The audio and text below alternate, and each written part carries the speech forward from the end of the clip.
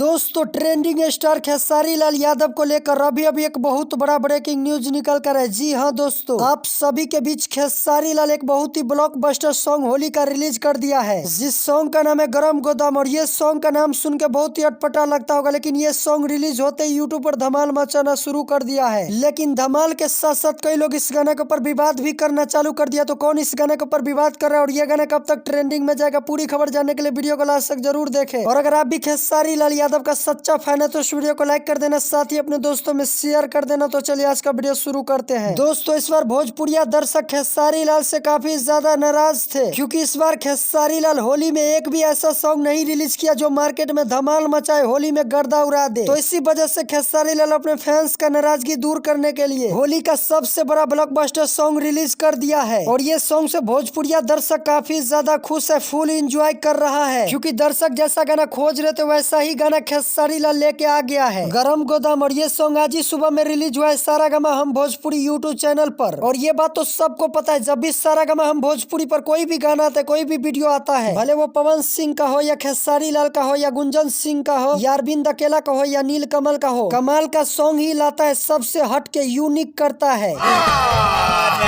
झूठ बोल रहा है। और शायद इसी वजह से खेसारी लाल का ये सॉन्ग भी ब्लॉकबस्टर है, गर्दा सॉन्ग है। इस सॉन्ग के बारे में जितना तारीफ किया जाए वो कम ही है। तो चलिए अब जान लेते हैं इस गाना को लिखा कौन है और ये वीडियो में कौन सा मॉडल काम किया है।